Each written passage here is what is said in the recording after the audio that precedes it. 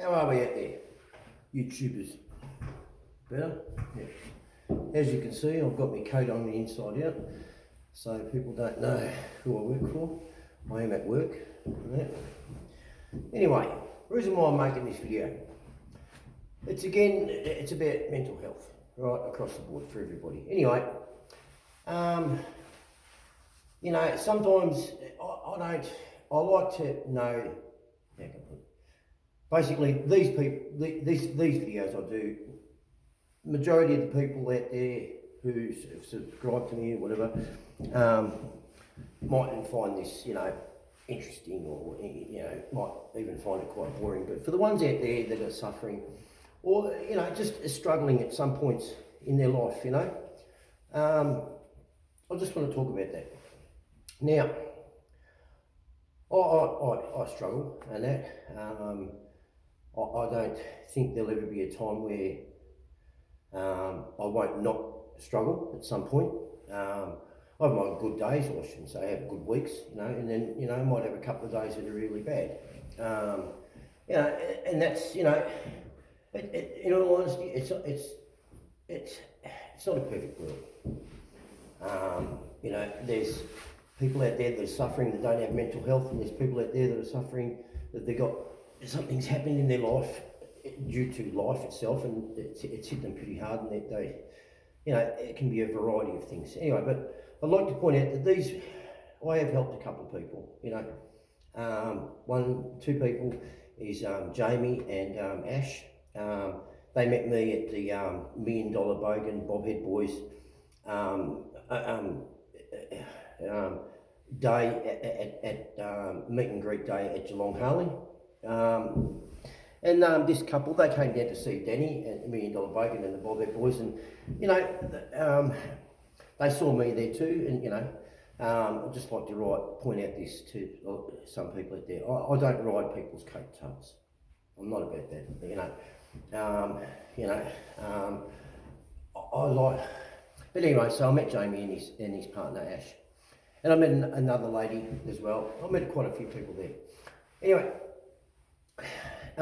Jamie, I could tell straight away he was going through quite a bit.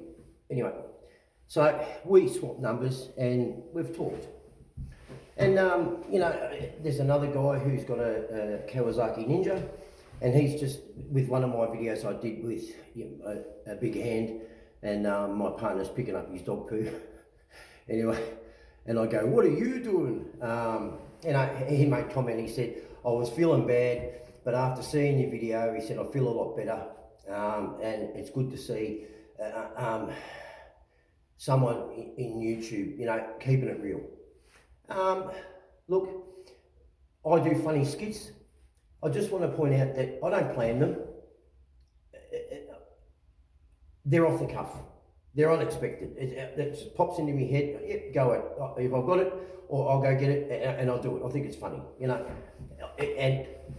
not everything I do or is to other people that I think is funny is maybe not funny to other people. Like when I was brushing Oscar, you gotta see the funniness in it. My dog won't let me brush him at home, but I brush him out in the street while I'm walking him because he loves his walk, so he puts up with it.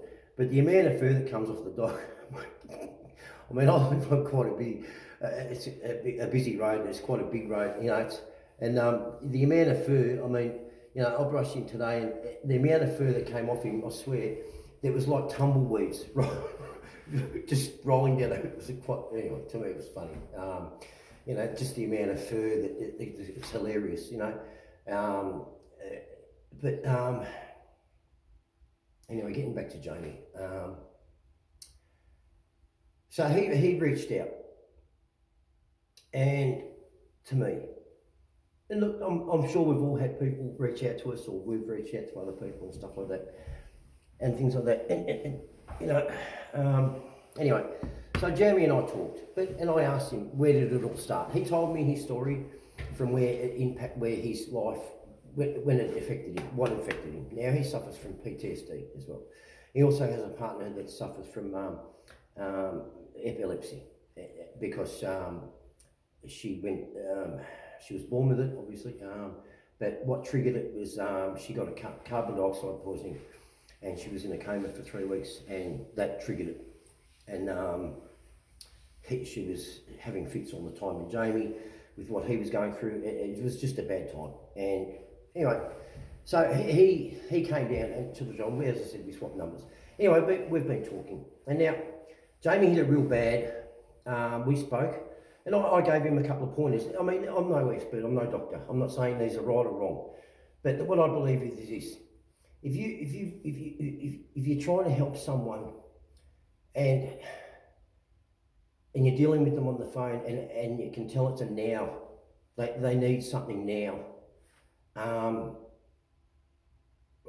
I don't think there's anything that you could say that would be wrong if you're trying to help.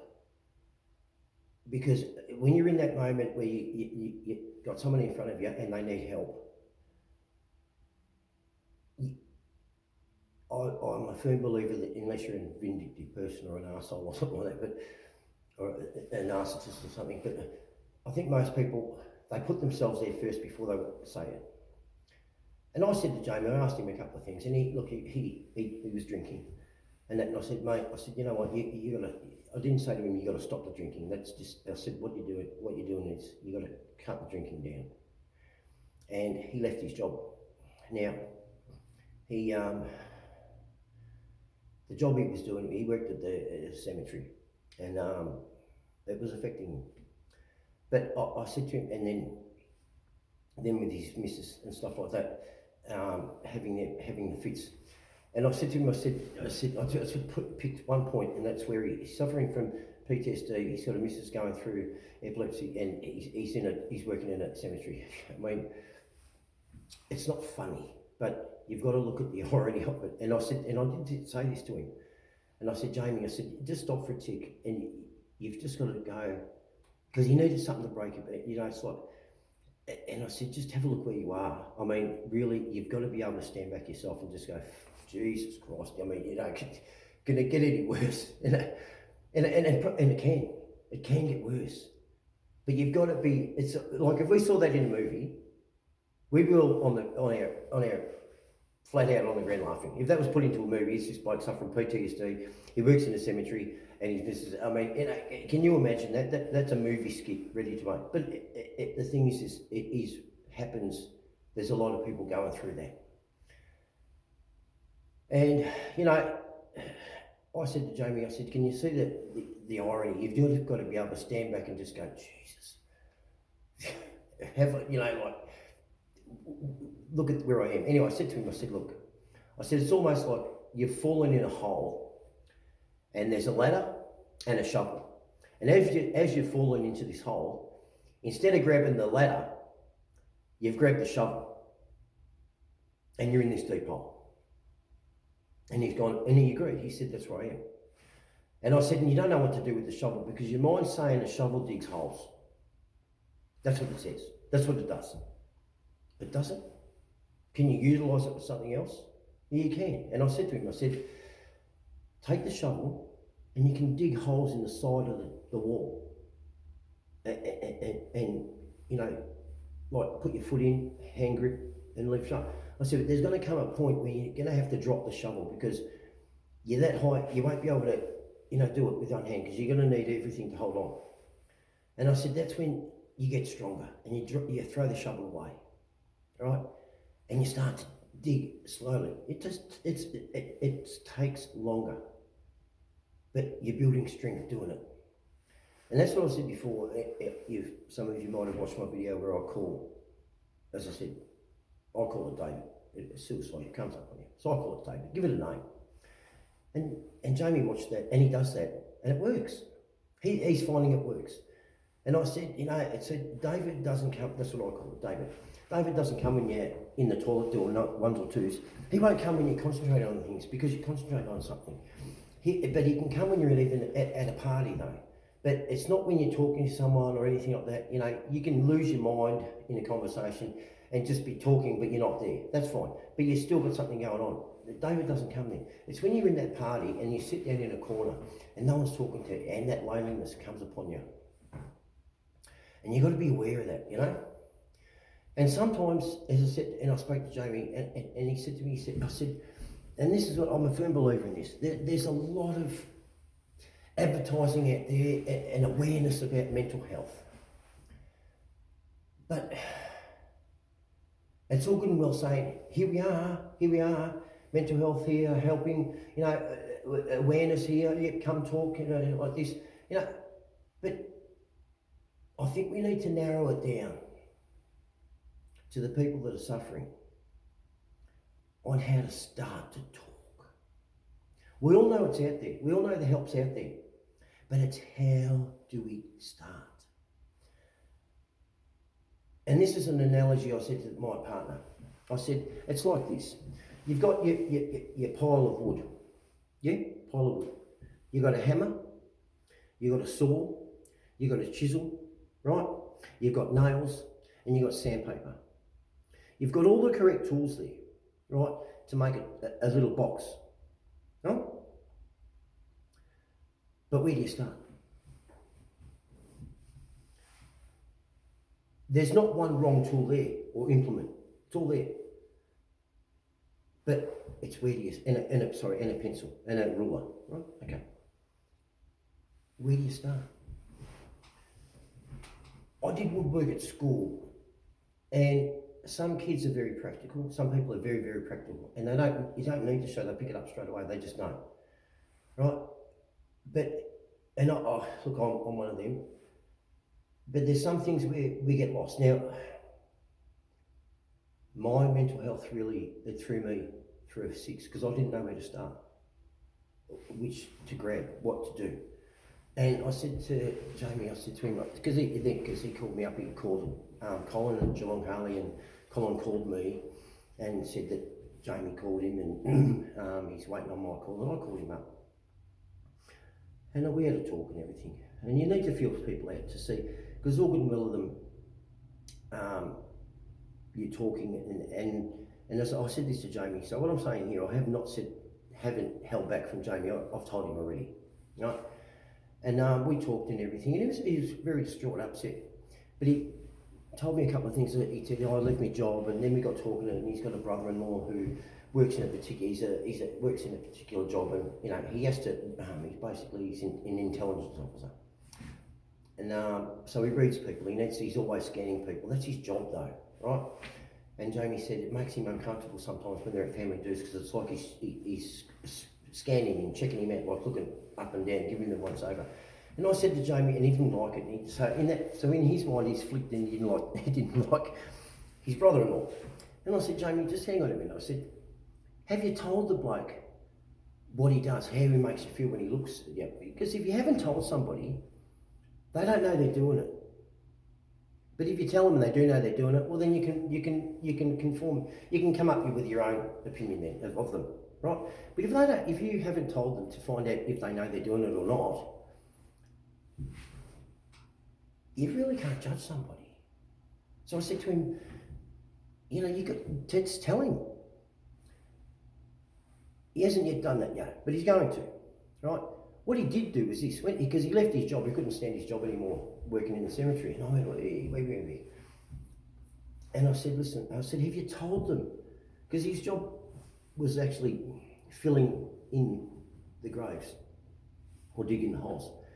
And he found his friend's son drowned. He found him. So death, being around that, you can understand that, he's digging a hole, he knows why he's digging a hole because someone's passed away, or he's filling a hole and he knows someone's in it. So, so I said to him, have you told your boss so? And he said, no, I haven't. I said, well, Jamie, I said, go back and tell him. Because if people don't know, they don't know how to help. They just think, oh, okay. And he did. He went back, and we spoke today, and he's now mowing the lawns at the cemetery. It has nothing to do with the pre-burial, the before and after of the burial, So now he gets to see, now he's mowing the lawns, and basically the upkeep of the cemetery, everything, And I said to him, now you're doing that. And I said, so now you're going to see people who are coming to visit. And I said, you can be that person when they're in a moment of loneliness while they're there remembering their loved one.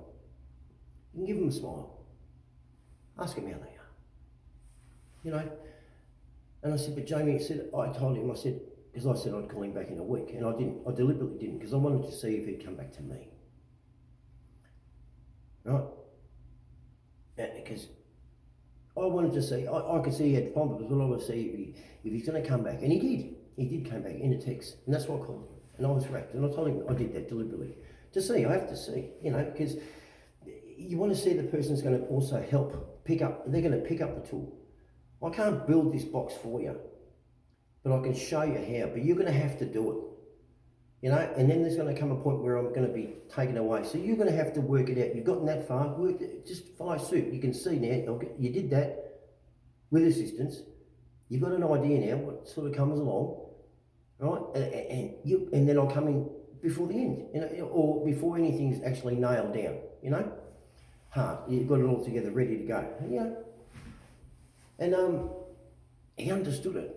And I think that's the problem. I think with these, there's a lot of things out there, as I said before, the awareness about mental health and that, but it's where does that person start? I think we need to now talk about people who are suffering and stop telling them that come here, talk. It's how to start the talk. Who with? For all those people who are suffering with mental health and myself, I've made mistakes. I won't say they're mistakes. I've talked to the wrong people, or I've said too much, and it shocked them. Like I was with a group of friends, and we were sharing stories and that, and I said, I mentioned a moment. Let's be honest. I said, I've done a lot in my life, and there's some pretty horrific things. I'm not going to use the word I'm not proud of. Unfortunately, they've happened. I've never hurt anyone.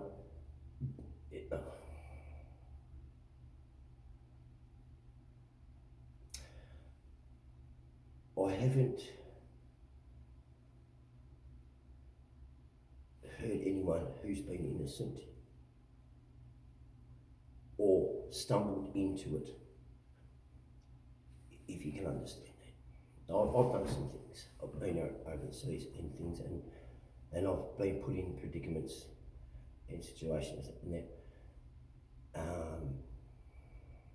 that called for a certain use of force. Anyway, and that's what I pointed out to Jamie. I said, and he did that, and he listened. He stopped the alcohol. It sounded a lot better. Ash and him are still together, and they're working through things, and we're just having a laugh. But as I said, it hit me when I said that to my partner. I said, it's like you've got the wood, you've got the right tools and everything, but how do you build the box? Some people can get lost, and it's very overbearing, but you show them step by step. And I can see a trend that's happening, and it's not happening with mental health in the correct tool. You might tell someone something that you think you can trust and everything, and there's going to be people out there saying, yeah, you can tell me anything, and you'll see their face change, and you'll go, oh, and you'll see them pull away from you. And that's going to happen, and then it's disheartening. But don't let it stop you. I said this to Jamie. I said, listen, there's a lot of people out there that don't help people. They've just stopped because they're not receiving it back. And I said to him, that's wrong. I enjoy my day or my nights, and how I get up to enjoy them is making anyone smile or laugh. I walk the dog with my big hand, and I get a cartoon, going, with my big hand or in my monkey suit or in my fat suit. And they're on their way, when they get to their destination, they're going to tell people, we saw this bloke walking around in a fat suit or a monkey suit where he had a big hand going, hey, like this, thumbs up, whatever, it's funny. It makes people look, it breaks their chest, and they give a toot in the car. And I know I've made them happy. They've had a laugh. And then I can continue my day. Then I'm happy I know that I've done that. So I won't stop. But there are people who are out there who have stopped. well, I'm not going to make, but they get this in their head. They go, well, I'm not going to help anyone or anything. No one's helped me, And look, don't get me wrong, I think that too. I don't think there's any person out there who doesn't think that. Why do I bother making people? We've all said it. But you got to do it. It's negatives don't work. Throwing out negative vibe, it's fucking hard. Believe me, it's hard. But yeah, and I'll get some comments, on my channel, to some videos, and that they really touch the soul, with what they say, and it's nice because obviously it's helped somebody, and they can share their thoughts. I've got people who just ask how I am. They haven't heard. I like to do funny skits, but I also like to talk like this. There was there's a lot more things out there I'd like to do. I'd like to make people happy, or take them on adventures and things like that. Show them my wit, how I work, and just things. And I don't carry a camera around all the time and everything else like that. And but if you look at I could tell some stories, and I don't know, and I know how to tell stories, and they're all real. I don't make a story up. You got to see I managed to see the funniness in it. I mean, they're horrific stories, but I mean, like getting back to, we were sharing some stories with some friends, and I told this story, and they all just got the shock. They all just went. And a few days later, a member of one of the people in the group, there were 6 of us, called me up, and they went, Justin, that was pretty deep, And it shocked them, but they all know that I'm a good person, and these people are great people. I mean, they're good judges of character. So I haven't pulled the wool over anyone's eyes and everything like that. Anyone can ask me anything, and I'll tell you. I've done drugs. I've not been addicted to drugs. I've just used it to just numb myself. I'm drug free. I've been sober now for well over a long time now. 3 years, 4 years, 4 years. I don't drink. I think that's a big help. I like to keep my independence. That's why I don't like alcohol. I'm insecurity, and I like to. When I make so insecurity, I started in bouncing. That was the term back then, and I've helped a lot of people in and out of the job, and that, on the job, off the job, and the other things I've done.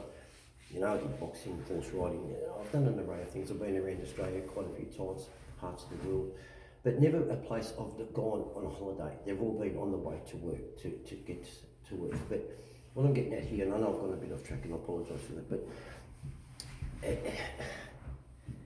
we've got, for those out there that are suffering, you've got to just slow down a bit and look at which tool to grab. And you're going to talk to a lot of people, but you're going to find the right one or the right group. Or, you'll make new friends and you might lose friends. That's life in general, whether you've got mental health or not. I said this to David. I said, sometimes I even invite David to come and sit with me, just to confront it, to look at it, and be aware that if you've attempted it, you've got to be aware of it, and you've got to be on top of it, because it can get you. And the first time David hit me, I didn't know the signs, but now I know the signs, and it's hard for him. But when I invite him in, I'm inviting him in. I'm looking at it. I'm checking myself. No one's beyond checking. I don't care who you are. No one's beyond checking. But I think we need to get out there and make awareness and help people on mental health. But what tool to use first? who's the right person to talk to? When's the right time to bring that up? Like with Jamie, I took him right back to the start. I didn't want to know present day. Present day is not important. I need to go back to the start, to what triggered it and what happened. Now I sent him a text and I said to him, did you understand the text I said to you? I said, don't hold on to each other. Hold each other up. Be there for each other. Comfort. I found that people say just hold on, and it's a good term, it is. That's for when you're on your own, you hold on, you hold on. But when you're in company of others to help you, don't hold on to them. Help them to help you, hold you up, or them up, or you, everybody. You've got to take ownership of what you're suffering. And I don't say that as an arrogant or ignorant to the suffering of mental health. It can be, it's debilitating, mentally debilitating. It's not physical though, but it can become mentally debilitating physically. But your arms and legs are fine. Yeah, I'm just saying, you know, for those who appreciate my videos or understand them, that's great. And I'm wrapped. It makes me so happy that I'm helping you, because it helps me to, you know. And these talks I do, yeah, they might be a bit long-winded, but at least, you know, I'm not a fucking bullshitter. You know, I'm suffering, even now I'm suffering. Yeah, anyway.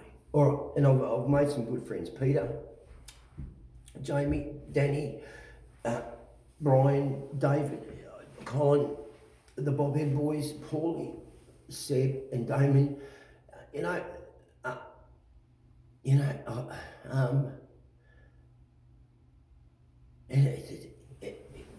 Life, you choose your road that you're going to walk, but that doesn't mean the road, there's many roads we're going to take, but it's more your road on the inside, you as a person. I'll never change wanting to make someone happy, or, you know, I'll never want to offend anyone, and if anyone is offended with what I say or do, believe me, I don't mean to offend. That's not my, I don't wish to go out. If people, you know, need pulling up, look, my grandfather, I learned a lot of life's lessons through my grandfather and my grandmother, my auntie Pat and Uncle John. And all of them went through World War One. My grandfather fought in both wars. So these are people who know suffering, and they've gotten on with it. And they're people of the earth, you know. This is before technology and everything. And it's, you know, and it showed me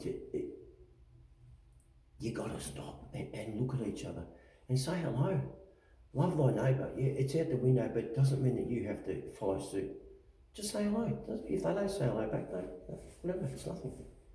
You said hello. You got it off. You know, they saw you. You know. Yeah, hello. Yeah, you're saying what to get acknowledged. So they can see you. It's like, you know, you stop to help somebody. If they don't say thank you, what'd you stop for? What'd you say? Did you stop to get the thank you, or you stopped to help them? I think people have lost their way in regards to why you're actually doing what you do. And we've got to, you've got to keep your drawers organised. You do. And you've got to understand what's in there and how to use them. And grab the right things at the right time. But that's all a learning process. As I said, just use this analogy. You got your wood, you got your saw, hammer, chisel, sandpaper, glue, nails, ruler, you know, pencil, you got it all. But now, where do I start? And that's what you got to ask. What first? And the thing is it can be answered. It can be answered. Unlike which was first, the chicken or the egg. That still fucks everyone. That's not one of them. this one can be extremely easy. All right, so to those people out there who like these talks I give, I'm happy. I'm happy that you get something out of it. My funny videos and stuff, walking around the street with my big hand, or in my fat suit, or in my G-string doing a burnout on my Ducati and stuff like that. You know, I just, you know, it's. I do things I think are funny that other people will see funny. You know, outside. I do other things inside with my partner that I think is funny. That I know she's going to get a laugh out of a shot that most people will go, Jesus Christ. That's at the time. But anyway, yeah. So I mean, you just got to, you know. So and also like so hit the fucking subscribe button and the likes, okay? So I get more fucking subscriptions, more likes, and that more videos will come, funnier things will happen, more conversations, it'll be more professional, it'll be without an echo, all right? But I just, you know, if you think this might help someone, send it, share it, just send it. That's why I'm doing this channel. It's like my very first video on YouTube is when I got my Desmo Seduci.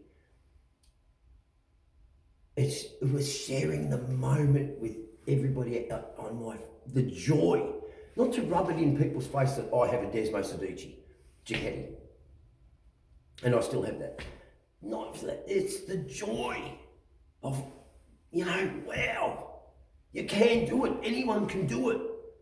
You just got to put your mind there, and there's going to be pit up, there's going to be falls, you're going to fall down. All right, so love you all. And those ones who watch my videos, thank you very much and appreciate your comments. And those ones who send me bad comments, good on you. I read them too. You know what? And some of them do hurt, and I think, well, you know, maybe. And I like to check myself. Even I look at their comments. I do. I looked at it as constructive criticism. You know. So anyway, all right. Thank you. See you later. Take care. Love you all. Bye.